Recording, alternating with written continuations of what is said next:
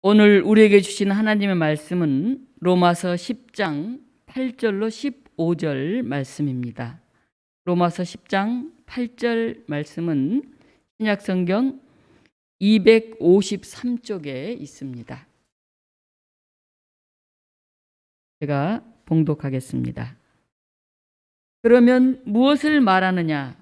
말씀이 내게 가까워 내 입에 있으며 내 마음에 있다 하였으니 곧 우리가 전파하는 믿음의 말씀이라. 내가 만일 내 입으로 예수를 주로 시인하며 또 하나님께서 그를 죽은 자 가운데서 살리신 것을 내 마음에 믿으면 구원을 받으리라. 사람이 마음으로 믿어 의에 이르고 입으로 시인하여 구원에 이르느니라. 성경에 이르되 누구든지 그를 믿는 자는 부끄러움을 당하지 아니하리라 하니 유대인이나 헬라인이나 차별이 없음이라. 한 분이신 주께서 모든 사람의 주가 되사 그를 부르는 모든 사람에게 부요하시도다. 누구든지 주의 이름을 부르는 자는 구원을 받으리라. 그런즉 그들이 믿지 아니하는 일을 어찌 부르리요? 듣지도 못한 일을 어찌 믿으리요? 전파하는 자가 없이 어찌 들으리요? 보내심을 받지 아니하였으면 어찌 전파하리요? 기록된 바 아름답도다 좋은 소식을 전하는 자들의 발이여 함과 같으니라. 아멘. 창조절 넷째 주일을 맞으면서 그동안 몇 분이 모여서 영상으로 이렇게 예배를 드리다가 오늘 조금 더 서너 분이 더 오셨네요. 그래서 못 보던 교우들 얼굴을 보고 이렇게 이름을 부를 수 있어서 굉장히 기쁩니다. 무더웠던 여름 함께 모여 예배드리지 못하고 종종 전화통화로 또 카톡으로 이렇게 소식을 전했는데 얼굴을 마주보면서 아무개 권사님 이렇게 다시 불러봅니다. 우리가 누구의 이름을 부른다는 것, 그것은 친밀감의 표현일 것입니다. 엄마가 살아계셔서 나의 이름을 불러줄 때, 또 친구가 내 이름을 불러줄 때, 그것은 나의 존재를 인정하는 그런 부름입니다. 우리의 이름 속에는 나의 인격과 나의 삶이 거기에 들어있습니다. 감옥에 갇히면 이름이 사라집니다. 그때부터는 번호로 불려지죠. 몇 번, 몇 호 이렇게 불려집니다. 장사로 사람들을 만나면 이름을 기억하지 않습니다. 오늘 몇 명 왔니? 얼마나 팔았니? 숫자로 환산이 됩니다. 규모가 커지면 이름은 덜 불려지고 소외되는 사람들이 많아집니다. 특별히 우리가 오늘 읽은 이 성경의 세계, 이스라엘의 사람들에게는 이름은 무엇보다도 중요합니다. 그래서 그 사람을 만나면 당신의 이름이 누굽니까? 이렇게 묻습니다. 심지어는 하나님에게도 당신의 이름이 뭡니까? 그렇게 묻습니다. 그 이름에는 그 사람의 인격과 꿈이 들어있기 때문에 그렇습니다. 그래서 회심을 하거나 아주 중요한 어떤 사건을 겪고 결단을 하게 되면 성경의 인물들은 대부분 이름을 바꿉니다. 아브라함이 아브라함으로, 사레가 사라로, 야곱이 이스라엘로, 사울이 바울로 이렇게 이름들을 바꿉니다. 나는 이제 새로운 사람으로 새로운 삶을 출발하겠다는 그런 고백인 것입니다. 또 존경해야 하는 어른들의 이름은 함부로 부르지를 못했습니다. 우리나라도 그렇지 않습니까? 부모님들 이름 함부로 부르지 못하죠. 함자 이렇게 말하는데 더더군다나 하나님의 이름은 부를 수가 없었죠. 여호와, 야훼, 그분의 이름 대신 하늘님, 하느님, 하나님 이런 식으로 불렀습니다. 구약에서는 한 분뿐인 분, 하늘에 계신 분, 우리 인간 세상을 넘어 초월자이신 그분을 죄만한 인간이 만나면 죽는다 그렇게 여겼습니다. 그래서 선지자를 통해서 또 다른 많은 일반 평범한 사람들이 아닌 그런 애언하는 이런 사람들을 통해서 간접적으로 하나님을 만나곤 했습니다. 그런데 신약에 와서는 예수 그리스도를 통해서 하나님을 직접 만나고 부를 수 있게 되었습니다. 굉장히 어려웠던, 두려웠던, 감히 마주할 수 없었던, 이름만 들어도 겁이 났던 그분을 예수님은 아빠, 아버지 이렇게 부르라고 하셨습니다. 그 심판의 하나님 이미지가 이제 신약 시대에 와서는 사랑의 아버지로 바뀌었죠. 요즘 뭐 기도하면서 벌벌 떨고 하는 사람 별로 없어요. 막 무서워서 아이고 큰일 하나님 이름 부르다가 벼락이라도 맞으면 어떨까 이렇게 생각하는 사람 거의 없습니다. 하나님께 막 하소연을 하고 때로는 막 생떼를 부리는 사람, 하나님 이거 안 들어주면 뭐 이렇게 할 거야 이렇게 생떼를 부리는 사람까지도 생겨났습니다. 그만큼 하나님과 우리가 가까워진 것일까요? 오늘 성경에는 주의 이름을 부르는 이런 말씀이 나옵니다. 우리 많이 들어봤죠? 주의 이름을 부르는 자는, 그럼 다음에 뭐가 떠오릅니까? 네, 구원을 받으리라. 뭐 그런 복음성가도 있잖아요. 주의 이름을 부르는 자는 구원을 얻으리로다. 이렇게 할렐루야 하면서 주님의 이름을 불러라 그런 얘기를 많이 합니다. 오늘 교회력으로 주어져 있는 이 말씀은 우리가 굉장히 많이 들어왔고 또 암송하는, 또 입술로 찬양하는 그런 규절 중에 하나입니다. 그런데 문제는 그 의미가 너무 왜곡되어서 전해지고 있다는 데 있습니다. 주님 믿습니다. 이렇게 하면 다 들어주시고 주님의 이름을 부르면 구원을 받는다. 이렇게 생각해서 단지 입술의 외침, 정말 입술로 그야말로 부르짖음에 그치고 삶의 변화로 이어지지 않기 때문에 오늘날 기독교인들의 심각한 문제가 생기기도 합니다. 오늘 10장에서 바울은 하나님의 의를 모르고 자기 의를 세우려고 하는 사람들에게 믿음의 말씀을 전한다 이렇게 얘기합니다. 8절 시작 10장 8절 말씀이죠. 바울이 지금 뭘 얘기하고자 합니까? 사실 하나님의 의를 모른다 하는 겁니다. 자기의 의를 세운다. 바로 그런 사람에게 내가 이제 믿음의 말씀을 전하겠다. 이렇게 바울은 말합니다.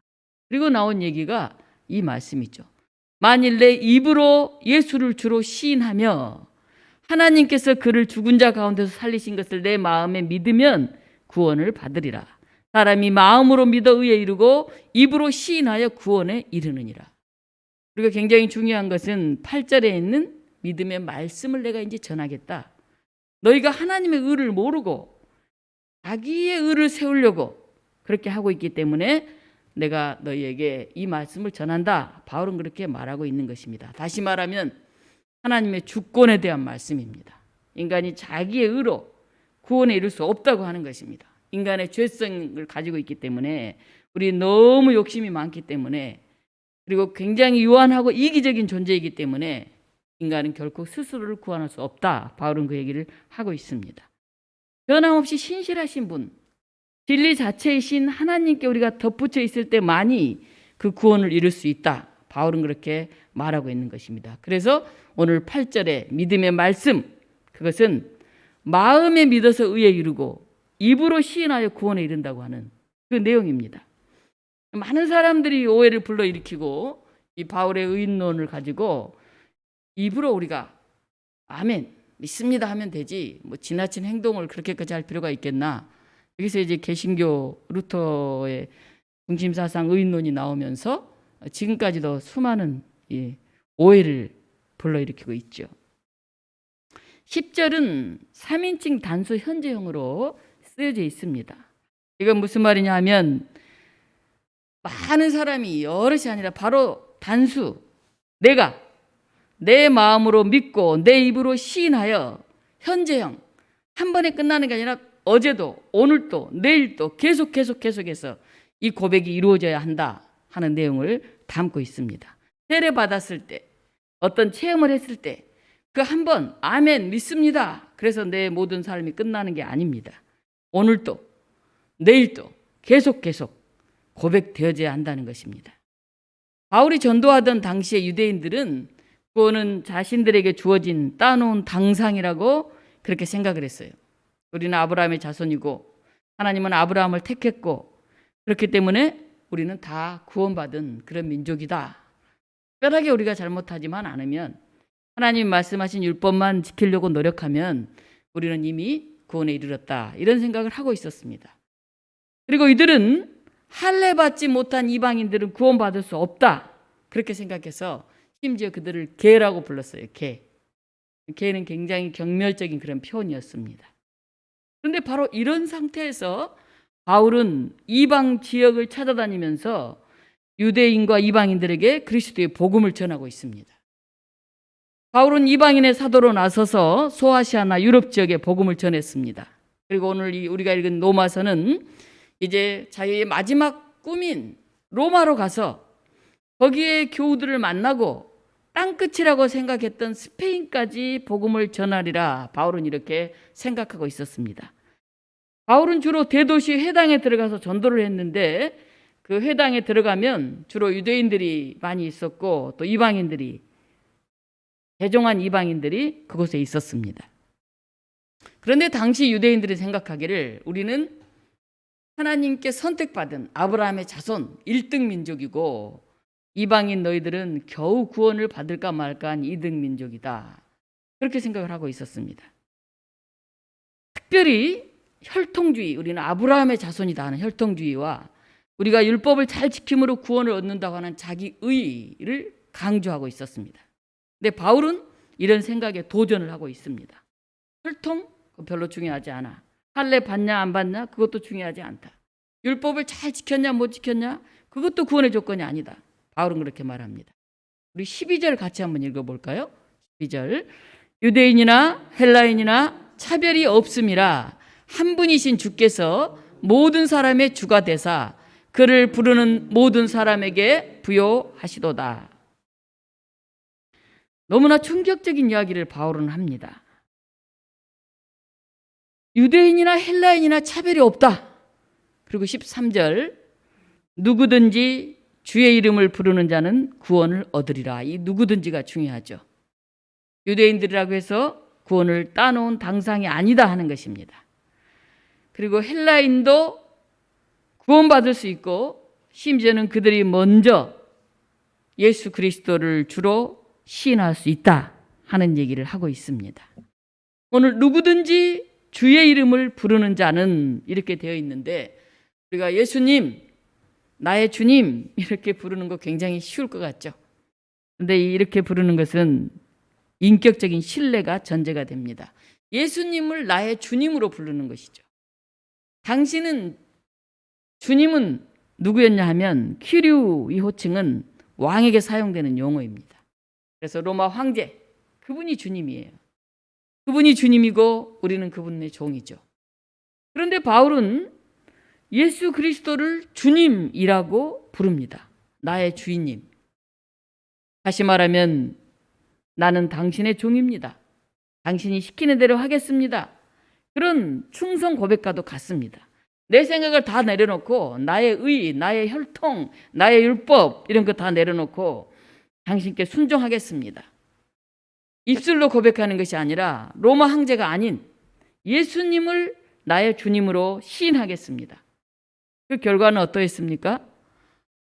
예수를 나의 주 이렇게 고백했던 사람들은 로마 황제의 핍박을 받으면서 지하 동굴로 피신해서 어둠 속에서 살아야 했고 심지어는 사자의 밥이 되기도 했고 감히 황제가 아닌 예수 그리스도를 나의 주님이라고 고백할 수 있는 것이 아닙니다.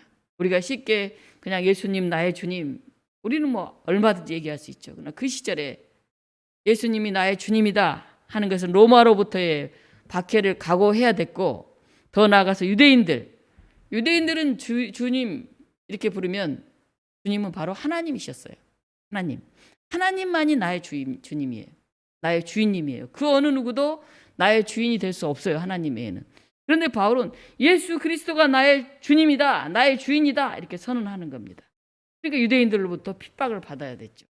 유대인들의 핍박 또 로마에 이제 보이지 않는 그런 큰 힘 그 안에서 굉장한 각오를 하고 결단을 해야만 부를 수 있는 이름이 예수님 나의 주님이라고 하는 단어입니다. 예수 그리스도 그는 어떤 분입니까? 나사렛 시골에서 목수의 아들로 자라났습니다. 그런데 하나님의 부름을 받고 하나님 나라를 전하며 사셨습니다.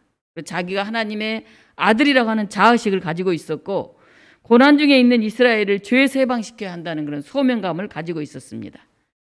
그들을 구원에 이르게 하는 길 그거는 열심당원같이 폭력적인 방법이 아니었고 유대인들처럼 율법을 철저하게 지키면 구원받는다고 하는 그런 바리새주의가 아니었습니다. 이 두 가지를 다 택하지 않았어요. 폭력으로 로마를 뒤집어 엎거나 또는 우리는 이미 혈통으로 타고났으니까 그냥 잘 열심히 법대로만 살면 된다 하는 그 두 가지 방법을 다 예수님은 거부하셨습니다. 모든 사람이 하나님의 형상으로 창조되었다. 그리고 특별히 약한 사람, 소외된 사람, 그들에게 하나님은 더 관심을 가지고 계시다라고 하는 희년 정신을 가지고 예수님은 낮은 곳으로 임하셨습니다. 그래서 그들을 하나님의 자녀라고 하는 자존감을 회복시키고 당신들이 죄인이 아니고 하나님이 당신을 정말 사랑하는 사람들입니다. 바로 당신들이 복이 있습니다. 그렇게 선언을 하셨습니다. 예수님은 이것이 바로 하나님 나라의 가치라고 믿었고 하나님의 의를 드러내기까지 죽기까지 예수님은 순종하셨습니다. 바로 예수님이 하나님에 대한 철저한 죽기까지의 순종을 통해서 바울은 그분이 하나님의 아들이었고 그분이 주님이 되셨다 이렇게 얘기하고 있습니다. 여러분, 예수님의 이 놀라운 선언은 힘이 없고 약한 사람들, 스스로 죄인이라고 생각하고 소외됐던 사람에게는 굉장한 자존감을 회복시키는 그런 이야기였지만은 반대로 이미 기득권과 권력을 가지고 있던 사람들에게는 굉장히 듣기 싫은 소리였습니다. 나름대로 율법을 잘 지켰고 이 사회 상류층에 서기까지 공부도 많이 하고 굉장히 노력을 해서 여기까지 왔는데 그걸 다 부정당하는 것처럼 느껴졌기 때문에 그들은 예수님의 입을 막고 싶었습니다. 그 행동을 멈추게 하고 싶었습니다. 그래서 결국은 십자가에 매달았던 것이죠. 유대인에게 가장 저주스러운 게 뭡니까? 나무에 달려 죽는 것입니다. 그런데 바로 예수님은 십자가에 달려 비참하게 최후를 마쳤습니다. 세상을 새롭게 하고 자신의 지위나 권력을 뒤집을 것 같은 그런 소리, 그런 세력, 그것은 이제 다 사라졌다. 이렇게 유대인들이나 바리새인들은 생각을 했습니다. 그런데 하나님은 죽은 자 가운데서 그를 일으키셨습니다. 그리고 그가 외친 하나님 나라의 복음은 사라지지 않았습니다. 오늘 바울은 유대인 중에 유대인입니다. 사내들인 공의의 회원입니다. 율법의 철저한 신봉자입니다. 그래서 그는 예수가 그리스도라고 하는 그런 말을 도저히 받아들일 수가 없었습니다. 주님은 하나님 한 분이신데 어떻게 저 나사렛 예수가 주님이 될 수 있느냐? 그분이 어떻게 메시아란 말이냐? 그걸 인정하지 않았어요. 오히려 그를 믿는 사람을 잡아 죽이려고 다메섹 도상으로 가던 그가 거기서 부활한 예수를 만났습니다. 그리고 그의 삶은 180도로 바뀌었습니다. 그는 아라비아 광야에서 묵상하고 보낸 후에 바나바의 부름을 받아서 안디옥 교회를 섬기다가 이제 이방인들에게 나도 그렇게 거부했었는데 나도 정말 몰랐었는데 나도 오히려 이를 갈면서 반대했었는데 바로 그분이 주님이셨다 하는 얘기를 바울은 하고 있는 것입니다. 이렇게 소아시아, 유럽 쭉 전도를 하다가 바울은 이제 로마로 가려고 합니다. 바울은 한 번도 로마에 간 적이 없어요. 1차, 2차, 3차 전도여행을 마치고 고린도에서 이제 그렇게 자기가 가고자 했던 평생의 소원이었던 로마에 있는 교우들에게 편지를 써서 보내고 있습니다. 거기에서 하는 말씀이 바로 이 말씀입니다. 바울은 나는 이렇게 고백합니다. 나는 이렇게 시인합니다. 내가 믿고 있는 예수님은 이런 분입니다. 라는 이야기를 로마 교우들에게 전하고 있는 것입니다. 즉 다시 말하면 자신의 교리를 전하면서 로마 교우들과 일치를 그는 꿈꾸고 있습니다. 저는 이런 생각으로 전도했습니다. 저는 이제 여러분들을 만나고 싶습니다. 내가 믿었던 예수 그리스도 주님, 여러분들도 그분을 주님으로 믿고 고백하고 있는 로마의 여러분들을 나는 속히 만나고 싶습니다. 이렇게 바울은 얘기하고 있는 것입니다. 주의 이름을 부르는 자는, 여기서 부르는은 때문에 단순히 목소리를 말하는 정도가 아닙니다. 마음을 다하여 호소하다라는 의미가 있고 이 부르는이란 단어는 크게 두 가지로 쓰였는데 하나는 신들에게 드리는 제사를 드릴 때 그렇게 호소할 때 그때 부르는 이 단어가 쓰여졌습니다. 또 하나는 법률 용어로 국가 관리나 그런 사람들에게 상소할 때 그때 부르는 이렇게 사용되었습니다. 즉 다시 말하면 주의 이름을 부르는 이라고 할 때 우리가 주님, 주님 이렇게 혼자 부르는 것이 아니라 그것은 공개적인 진술로 매우 공적인 단어로 그렇게 쓰여졌다 하는 것입니다. 바울은 철저하게 예수 그리스도, 그분은 나의 주님 이렇게 고백했지만은 더 나아가서 나는 그분을 주인으로 모십니다. 나는 공개 선언합니다. 나는 선포합니다. 이렇게 공적으로 바울은 말하고 있습니다. 바로 이런 고백이 주의 이름을 부른다라고 하는 뜻입니다.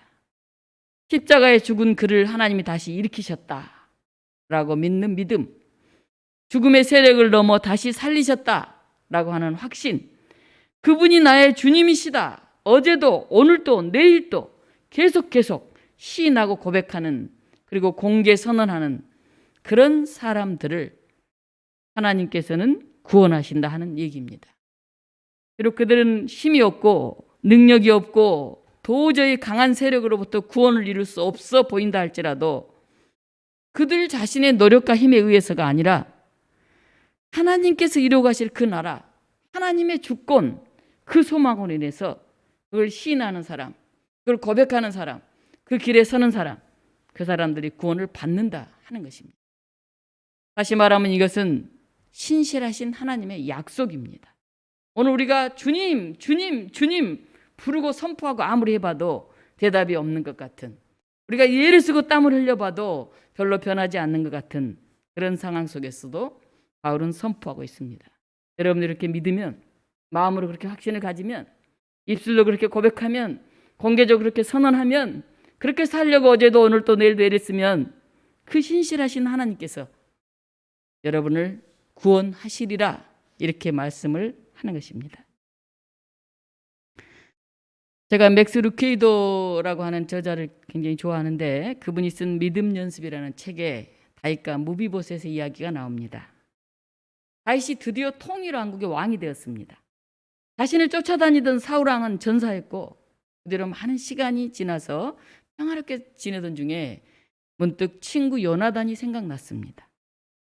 그래서 다윗이 묻습니다. 사울의 집에 남은 사람이 있느냐?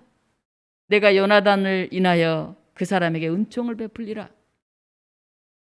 사울이 다윗을 죽이려고 그렇게 여러모로 애를 썼을 때 자기 아버지 사울의 편을 들지 않고 친구 다윗의 편을 들어서 어떻게 하든지 다윗을 살리려고 애를 썼던 사람이 바로 요나단입니다. 근데 요나단은 사울과 함께 전쟁에서 죽었죠. 이미 죽고 없는데 다윗은 그 요나단이 생각났던 것입니다. 요나단이 살아있을 때 다윗과 이런 약속을 했습니다.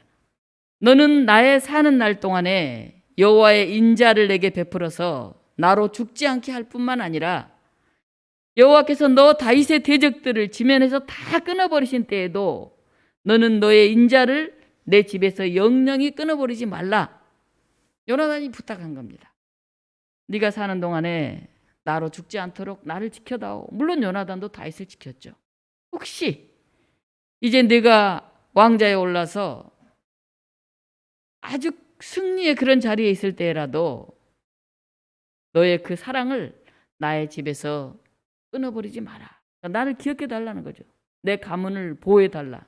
요나단이 생전에 그런 얘기를 했습니다. 다윗은 어린 시절에 요나단과 맺었던 그 언약을 잊지 않고 있었습니다. 그런데 뒤늦게 요나단의 후손을 찾는 게 쉽지 않았습니다. 사울 가문이 다 전멸했기 때문이죠. 그리고 다 흩어져 버렸기 때문이죠. 사울 가문에서 일하던 시바라고 하는 사람을 찾아내어서 겨우 물었습니다. 요나단의 아들 하나가 있는데 돌뚝발입니다. 시바가 그렇게 말했습니다. 그 이름도 얘기하지 않고 다리 전에 하나 살아남았어요. 이렇게 얘기하는 거예요. 얼마나 이름 없이 얼마나 비참하게 그가 살고 있었을지 우리는 그 말만 들어도 알 수가 있습니다. 사무엘하 4장에 보면 요나단의 아들 무비보셋은 5살 때 할아버지와 아버지가 블레셋 군사들의 손에 죽었어요. 그리고 이들이 몰려온다 소리를 듣고 사울의 남은 가족들은 산속으로 도망을 갔습니다. 그런데 이 무비보셋의 유모가 그 아이를 안고 막 허겁지겁 피난길을 나서다가 그만 발을 헛디뎌서 아이를 떨어뜨렸어요. 그래서 아이가 발목이 부러졌습니다. 이후 소녀는 영원히 절뚝발이가 돼서 살았죠.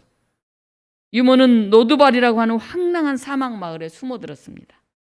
블레셋 군대가 다시 쳐들어올까 봐 무서웠고 나중에는 사울에게 쫓기다가 왕이 된 다윗의 손에 잡힐까 너무 두려웠습니다. 무비보셋은 늘 초조하게 불안하게 그렇게 살고 있었습니다. 그런데 다윗이 시바를 통해서 요단강을 건너가 무비보셋을 데려와라. 그래서 이 무비보셋이 다윗 왕 앞에 납작 엎드리면서 했던 첫 마디가 바로 이런 말입니다. 이 종이 무엇이라고 죽은 개와 다름없는 저를 그렇게 생각해 주십니까? 자기 할아버지가 다윗 왕을 죽이려고 그렇게 찾아다녔다는 걸 잘 알고 있죠. 죽은 개나 다름없는 나. 개도 살아있는 개도 아니고 죽은 개와 다름없다고 본인을 얘기하고 이 무비보셋은 얼마나 처참하고 아픈 삶을 살고 있었겠습니까? 그런데 다윗은 사울의 종이었던 시바에게 말합니다. 내가 이 아이에게 사울과 그 집에 속한 모든 걸 다 주겠다. 이제 네가 네 아들과 네 종들이 이 무비보셋을 위해서 봉사해라. 그리고 이 무비보셋은 내 식탁에서 나와 식사를 같이 할 것이다. 왕자들과 함께 앉아서 무비보셋은 식사라는 자리에 앉게 되었습니다. 하루아침에 무비보셋은 왕가의 식구가 되었는데 그가 노력해서 된 것이 아닙니다. 그는 아무것도 하지 않았습니다. 단지 다윗이 옛 약속을 떠올렸을 뿐입니다. 이 소년이 대접받기에 합당해서가 아니라 다윗이 요나단과 맺었던 그 약속이 여전히 유효했던 까닭에 왕은 그에게 호의를 베풀었던 것입니다. 그런데 궁궐에서 먹고 자기 시작한 이후로 15년이 지나서 압살롬이 반역을 일으킵니다. 다윗 왕을 죽이려고 무섭죠. 권력은 무섭죠. 아버지를 죽이고라도 왕이 되려고 하니까요. 그래서 불효막심한 압살롬은 아버지 다윗을 예루살렘에 쫓아냅니다. 다윗은 자기를 따라온 시바가 무비보셋이 반란금에 가담했습니다라고 하는 소식을 듣습니다. 그렇게 사랑하고 돌보고 아꼈는데 그가 자기를 쫓아낸 그 반란군 편에 가담했다는 것입니다. 세월이 흘러서 압살롬은 망했습니다. 다윗은 다시 예루살렘으로 돌아왔습니다. 그런데 무비보셋을 이제 만났는데 그가 톱스럭한 수염에 누더기를 걸치고 나타나서는 다윗 왕 앞에 엎드려 시바를 고발합니다. 자기를 버리고 달아나는 바람에 자기는 다리가 성하지 않아서 말을 탈 수가 없어서 다윗이 가는 길에 따라 나서지 못했다는 것입니다. 시바와 무비보셋 둘 중에 한 사람은 지금 거짓말을 하고 있어요. 누구의 말을 믿어야 할까요? 그러나 다윗은 묻지 않습니다. 그대로 무비보셋은 다시 궁궐에서 머물러 살게 되었을 것입니다. 고귀한 신분을 누리느냐 마느냐 그 기준은 무비보셋의 행위가 아니었습니다. 약속을 지키는 다윗의 신실함이었습니다. 오늘 이 자리에 모여있는 우리 독립교우 여러분들은 왕의 자녀입니다. 사막마을 로드발에서 온 소년이라고 여러분은 자신을 소개해 본 적이 있습니까? 정말 처참한 몰골에 추락사고로 상해를 입고 못쓰게 된 다리로 낯선 땅에 숨어 지내면서 언제 죽을지 몰라서 불안하고 초조하게 살았던 바로 그 사람이 나라고 그렇게 여러분 소개해 본 적이 있습니까? 아마 여러분들 가운데 로드발의 메마른 모래땅을 정처 없이 헤매보지 않는 사람은 없을 것입니다. 우리는 굉장히 힘들게, 때로는 지쳐서, 때로는 무기력하게, 때로는 고뇌하면서 그 로드발 속에서 살아왔을지도 모릅니다. 그런데 어느 날 왕실에서 파견한 사자가 찾아옵니다. 못 믿겠지만 왕께서 당신을 식사에 초대하셨습니다. 정말 훌륭한 저녁을 준비하고 명패까지 만들어 주셨습니다. 아니 왕은 아예 당신을 우리 식구로 맞아들이길 원합니다. 그렇게 오늘 우리를 부르십니다. 왕실의 초대는 우리와는 아무 상관이 없습니다. 우리가 잘나서 대단해서 율법을 잘 지켜서 가문이 좋아서 아무것도 그런 것과 상관이 없습니다. 전적으로 하나님이 시작하시고 하나님이 진행하시고 하나님이 영원한 생명을 주셨다고 약속하십니다. 코로나로 한 2달여간 얼굴을 보지 못하다가 오랜만에 이렇게 얼굴을 보는 분도 있습니다. 오늘 또 여러 가지 이유들로 영상을 예배드리고 있는 이들도 있습니다. 여러분의 삶은 어떻습니까? 혹시 그 로드발에서 최선을 다해도 힘이 닿지 않는다고, 앞이 캄캄하다고, 도저히 여기서 벗어날 길은 없다고 그렇게 지쳐 쓰러져 있은 여러분 아닙니까? 과거 했던 약속을 한번 떠올려 보십시오. 해답은 하나입니다. 하나님께서 나와 맺었던 그 약속을 내가 굳게 믿고 있는지, 예수 그리스도를 나의 주님으로 내가 고백하고 있는지, 그 고백 때문에 그 구원의 반열에 내가 서 있다는 것을 다시 한번 기억하면서 한 번만 더 노력해 보시기 바랍니다. 그때 하나님의 사랑의 깊이를 깨닫게 될 것입니다. 오늘 또 가을에 한 달 9월을 우리가 보냅니다. 창조의 절기를 보내고 있습니다.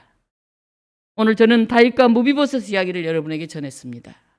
그리고 바울의 주의 이름을 부르는 자는 그 주님, 그 이름, 그것을 부른다는 것, 그것이 어떤 의미인가를 여러분과 함께 나누었습니다.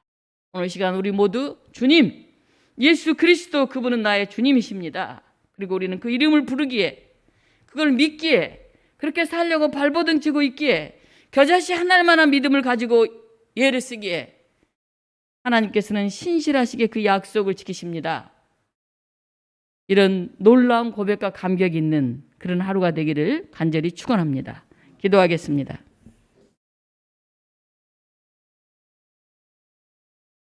생명의 주님, 오늘 우리는 다시 예수 그리스도를 나의 주님이라고 부릅니다. 고백합니다. 그분이 사셨던 그 발걸음을 내가 절뚝거리며 뒤따라가고 있다고 우리는 감히 목소리 높여 외칩니다. 우리가 주의 이름을 부르는 그곳에 하나님의 놀라운 약속이 펼쳐지게 하시고 그 안에서 우리가 구원의 감격을 누릴 수 있다고 하는 그 은혜를, 그 은총을 잊지 않게 하여 주시옵소서. 예수 그리스도 이름으로 기도하옵나이다. 아멘.